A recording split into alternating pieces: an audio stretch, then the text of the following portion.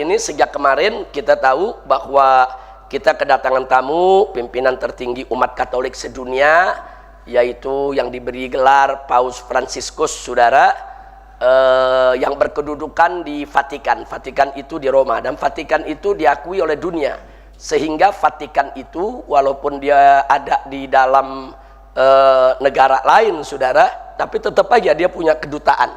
Ada kedutaan khusus, kedutaan Vatikan. Nah, ini sudah berlaku di seluruh dunia, kita hormati. Dan datangnya Paus Fransiskus ke Indonesia adalah sebagai tamu negara. Nah, kalau sudah sebagai tamu negara, wajib saudara untuk kita jaga keamanannya, kenyamanannya. Jangan kita membuat gaduh, jangan kita membuat kacau, jangan. Hormati beliau sebagai tamu negara kita. Tadi sudah saya sampaikan itu. Dan berita gembiranya hari ini ada, saya lihat kemarin itu ada perubahan jadwal, saudara, yang baru sekarang ini. Misa itu dirubah hari ini nih. Hari ini kalau nggak salah hari ini ada misa. Besok Paus sudah kembali ya, Ikhwan. Karena memang pada prinsipnya misa itu boleh dilakukan di hari apa saja. Mau Senin, Selasa, Rabu dan seterusnya. Hanya saja kalau misa dilakukan di Jumat pertama, itu misa agung, misa besar di kalangan umat Katolik, saudara. Nah, apapun namanya, apakah misa Jumat pertama atau misa-misa yang lainnya, umat Islam tidak boleh hadir. Nggak boleh ya, ikhwan. Nggak boleh, itu karena itu murni acara ritual keagamaan. Di mana misa itu acara pertaubatan bersama, acara pemberkatan bersama, acara pengarahan bersama. Untuk apa? Untuk melaksanakan misi. Ada misa, ada misi.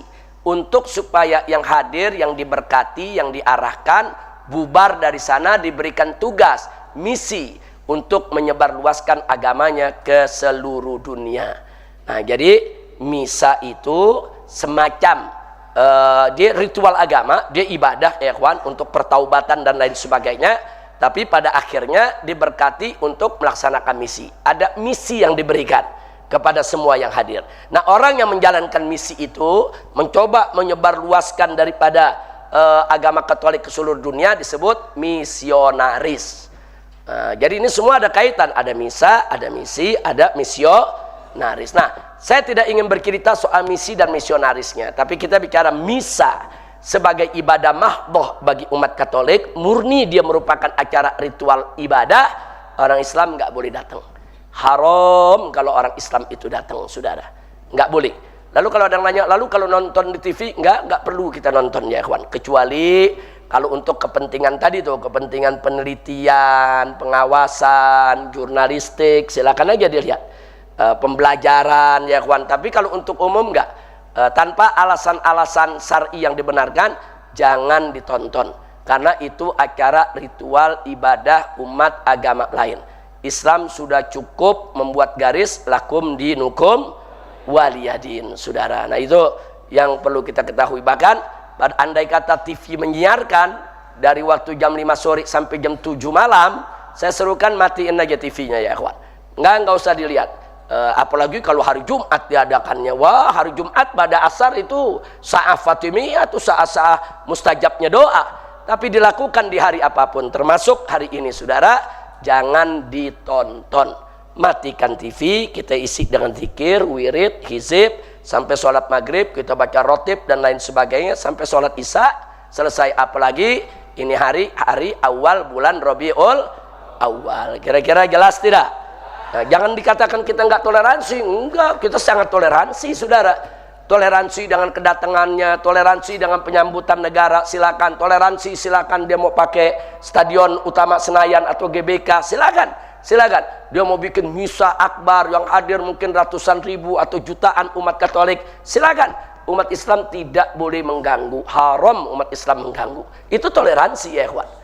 Itu toleransi. Ya, artinya kita persilakan mereka ibadah dengan tenang, ritual dengan tenang. Cuman kita ingin menyerukan umat kita nih, umat Islam. Nah, jangan mengganggu, tapi juga jangan hadir. Jangankan hadir, nonton di TV-nya nggak usah ya, kawan. Nggak usah. Mereka punya agama lakum dinukum waliyadin. Kita punya keyakinan, jangan kita campur aduk agama kita dengan agama lain. Kira-kira jelas tidak? Paham semua? Nah, jadi seruan saya jelas tuh. Yang pertama, saudara hargai, hormati kunjungan kedatangan daripada Paus Fransiskus tersebut. Kemudian kita semua jaga keamanan, kenyamanan umat beragama lain yang ingin melakukan ibadah. Yang kedua, saudara, kita serukan umat Islam jangan ada yang menghadiri acara misa. Misa dimanapun, mau misa di gereja, mau misa di hari Senin, Rabu, Kamis, Jumat, yang namanya misa itu nggak boleh ibadah. Sama juga kita sholat, terus orang kafir mau ikut sholat kita, yang nggak boleh dong ya ikhwan. Pas orang kafir ikut sholat sama kita sebelum dia masuk Islam. Nah, misa itu ibadah, seperti kita sholat berjamaah ya ikhwan. Agama lain nggak boleh ikut. Nah, lagi pula kalau umat Islam ikut ke sana mau ngapain? Jangan-jangan nanti umat Katolik tersinggung. Mau ngapain umat Islam datang-datang kemari? Jangan-jangan mau mata-matai kita. Jangan-jangan mau menyusup. Jangan-jangan merusak acara kita. Jangan bikin fitnah terhadap umat Islam. Jangan kita sendiri yang berbuat akhirnya kita jadi tertuduh. Na'udzubillah min dzalik. Jadi jauhi saja, biarkan mereka itu bersenang-senang. Silakan mereka misa, mau hari apa saja, mau di mana saja, itu urusan mereka. Umat Islam jangan ikut. Kira-kira jelas tidak?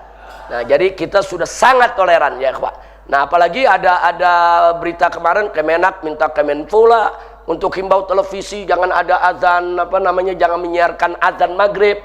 Kemudian Kemenfo merespon saudara, akhirnya ngirim surat ke media-media TV nasional untuk ditiadakan azan. Ini kebablasan. Ini kebablasan, hal yang nggak perlu saudara. Biar aja misa berjalan. TV nasional mau siarkan silakan.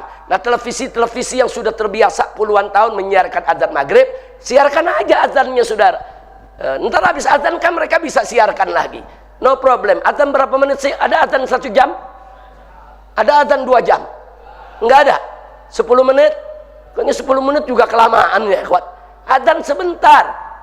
Kecuali kalau azan itu selama ini nggak pernah disiarkan di televisi. Ini kan udah tiap hari, udah puluhan tahun. Artinya apa? Sudah jadi kearifan lokal. Nah, kalau sudah jadi kearifan lokal, wajib untuk kita hargai. Nah, itu yang saya maksud tadi. Jangan sampai kita ini umat Islam disuruh toleransi kepada umat lain. Tapi umat lain nggak diajarkan toleransi kepada umat Islam. Ini berbahaya. Bahkan saya baca beberapa komentar dari umat Katolik ini. Umat Katolik sendiri marah. Apa sih itu Kemenfo? Pakai nyuruh-nyuruhkan begitu, bikin umat Islam marah saja. Saya dapatin itu saudara. Ada umat-umat Katolik sendiri nggak suka. Jangan begitu dong. Ini namanya kan ngadu domba. Kami ini umat Katolik mau ketemu Paus Fransiskus, kami mau tenang, mau damai, tanpa mengganggu umat Islam. Jadi umat Katolik sendiri sebagian melihat perilaku dari Kementerian Agama dan Kementerian Kominfo, saudara, itu justru bikin gaduh. Itu justru bikin gaduh. Jadi jangan nuduh umat Islam doang nggak nolak, enggak. Hatta umat Katolik ada yang nolak, saudara. Nah, kenapa umat Katolik nolak? Karena dia paham, dia cerdas, dia tahu yang begini nih, yang bisa merusak keharmonisan kehidupan beragama. Jadi masing-masing biarlah umat Islam yang azan, yang maulidan, yang mau kebaktian di gereja urusan dia, jangan kita ganggu. Yang mau misa di gedung udah punya jadwalnya, silakan. Kita saling menghormati, menghargai, jangan saling mengganggu. Kira-kira jelas tidak? Ya, kadang-kadang memang kementerian yang suka bikin gaduh ya, Wan. Apalagi Kemenak nih, gaduh dulu kerjaannya. Saudara nggak paham. Ini mungkin gara-gara melanggar apa yang disabdakan Nabi. Nabi mengatakan idza wusidal amru ila ghairi ahli fantadhiris sa'ah. Kalau menyerahkan urusan tugas kepada orang yang bukan ahlinya, ya tunggu aja kehancuran. Nah, jadi kalau ngangkat menteri yang bagus, menteri agama mesti ngerti agama.